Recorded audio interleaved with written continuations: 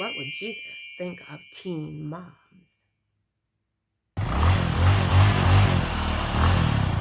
I'll make my own decisions. What a stupid thing to say. Lord, I need you every day. For the next 8 weeks, we are going to pick apart the He Gets Us campaign and hold it up to Scripture. Let's get started. Well, I was going to do this later on in the year, but seeing as though they put it in the middle of the Super Bowl, it's fresh in our minds right now, so let's go ahead and talk about it.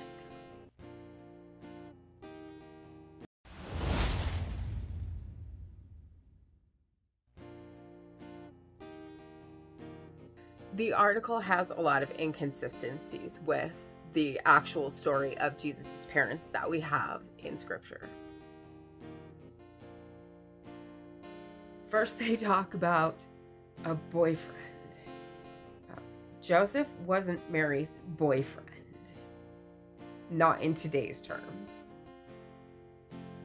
They were betrothed, as in legally considered married already. They just hadn't had their ceremony yet. As in, as good as a legal marriage contract. Totally different than today's boyfriend. Next, the ad talks about the boyfriend loving the girl so much that he was willing to marry her anyway, even though the baby wasn't his. This doesn't fit the Bible account either.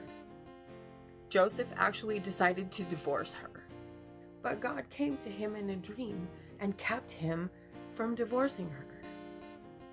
The ad goes on to suggest that Joseph delivered Jesus. There's no scriptural evidence for this. Culturally, they used a midwife, and Joseph would have gone and fetched a midwife because they weren't out in a stable in the middle of some field somewhere. That's not how the animals were kept. The animals were kept in a stable which was attached to the house. There was no inn or hotel that turned them away, like we see in some stories about the innkeeper. There was no innkeeper. That is not how it worked back then, despite our nativity scenes. The stable was part of the house, not some random structure in a field. We can't apply today's language to this story because it changes the facts. Joseph would have fetched a midwife because that was what they did culturally. Men weren't usually in the room for a birth. And there's actually no scriptural reference in this ad or in the article for anything to back up their narrative. And all women were in their teens back then. It wasn't the exception to be a teen mom. It was the standard. And a teenage woman was of marrying age back then. Culturally, if you were older than a teen, then you were kind of an old maid.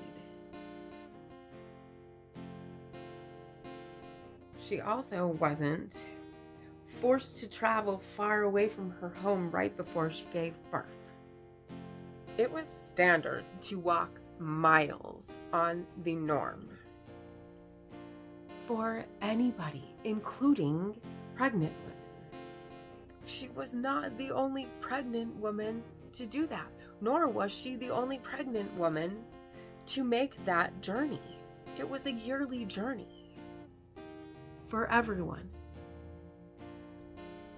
We can't guess what Jesus would think of teen moms. There is no recorded interaction between Jesus and an unwed mother. Mary's situation was not what the ad tries to infer. We can't hold our definition of unwed teen mom up to what Mary's situation was. The guidelines were mapped out in the scripture that Jesus had. And Jesus was a follower and quoter of the Hebrew scripture. So what would Jesus think of teen moms?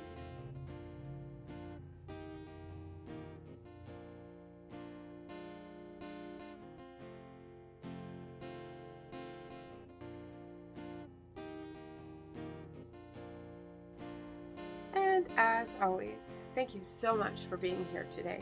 And if you haven't already, click that subscribe button right there and hit the bell. Don't forget to hit the like button as well. And I will see you next time. As the early Christians used to say, Maranatha. This is why we're here. This is why He gave us life.